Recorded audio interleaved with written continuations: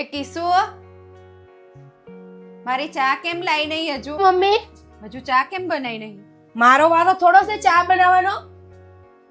ભાભીનો વારો છે, એમને બોલાવો.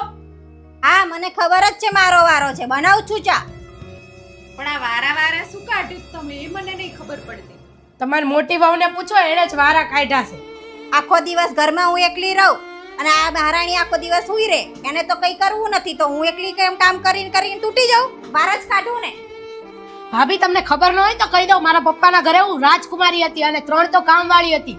બધાના પપ્પાના ઘરે બધી છોકરી રાજકુમારી જ હોય. આ તાર બાપાના ઘર નહીં, આ સાસરું કહેવાય. તો ભાભી આ તમારા બાપાનું ઘર નથી, બરોબર? એટલે મને ઓર્ડર નહીં કરવાના. મારે તો તારા ભેગું રહેવું જ નથી. તો મારે ક્યાં રહેવું છે તમારી ભેગું? તમારી ભેગું રહેવું કોને ગમે? તમે બે બંધ થાવ. હું રોજના તમારા કકરાટથી કંટાળી ગઈ છું. મારે તમને ભેગા નહીં રહેવા દેવા. આ તો ભાગ જ ભાગ જ પાડી પાડ દો. અમારે ભેગું રહેવું જ નથી. હા તો બોલો શું કરવું છે તમારે? જેને આ મકાનમાં રહેવું હોય રે, અને જે ના રહેવું હોય એને પૈસા આપણે આપી દેવાના. એવી રીતના ભાગ પાડી દો. હા તો તમે જેમ કહો એમ કરો. હવે મને કોણ લઈ જશો? મને કોણ રાખશે? 2 ભાગ 6 મહિના લઈ જવાના. 6 મહિના ભાભી રાખે, 6 મહિના હું રાખું. સારું, તમે જેમ કહો એમ. તમે શાંતિથી રહેતા હોય તેવું કરીશ. પણ હું પહેલા કોના ભેગું જઈશ એ નક્કી કરી લો, પાછા એમાંય બાજશો. એમાં શું નક્કી કરવાનું હોય? ના ના હોય રાખે. નાના હોય એવું ન હોય એટલે એમને રાખવાના, મોટાને રાખવાના હોય. પહેલા મોટા રાખશે પછી નાના રાખશે. હું કઈ પેલા નહીં રાખું, પેલા નાના હોય જ રાખે. હુંય નહીં રાખું. અત્યાર સુધી મેં રાખ્યા જ છે તમને. ના, પહેલા મોટા જ રાખશે, હું નહીં રાખું. તમે બે શાંતિ રાખો. તમને ખબર છે તારા પપ્પાએ કેટલી મહેનત કરી છે? અમે પહેલા ભાડે રહેતા હતા, કેટલા બધા ઘર ફર્યા, ત્યારે અમારા ઘરનું મકાન થયું છે મહેનત કરી કરીને. મેં તારા પપ્પાને જોડે સાથ આપ્યો, બધા મારા મોજ શોખ છોડી દીધા અને પૈસા ભેગા કર્યા કે તમારે રખડવું ના પડે.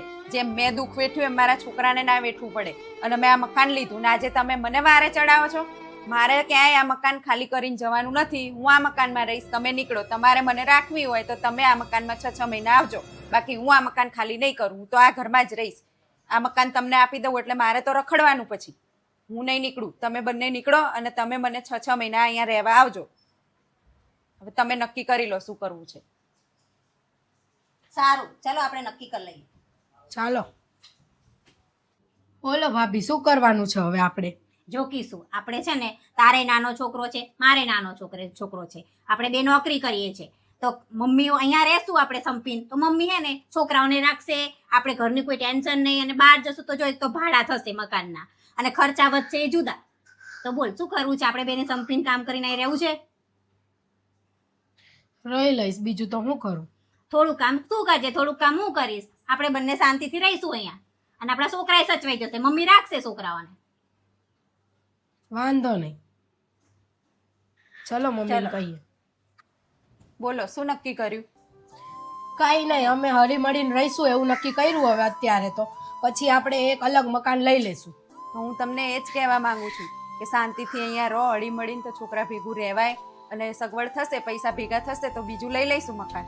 બે ભાડા ભરો, ખોટા જવાના છે પૈસા. એના કરતાં આપણે થોડાક જુદા મૂકી અને બીજું મકાન લઈશું, પછી બંનેને અલગ કરીશું. ત્યાં સુધી ભેગા રહો. એટલે સારો તમે નિર્ણય લીધો જે લીધો એ સારું. જાઓ શાંતિથી રહો.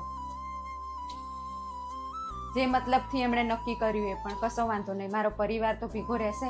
કોઈ મા બાપના છોકરાને કંઈ જુદા કાઢવા નથી હોતા, પણ છોકરા જ્યારે એમની મર્યાદા ભૂલી જાય ત્યારે એમને પાઠ ભણાવવા પણ જરૂરી હોય છે.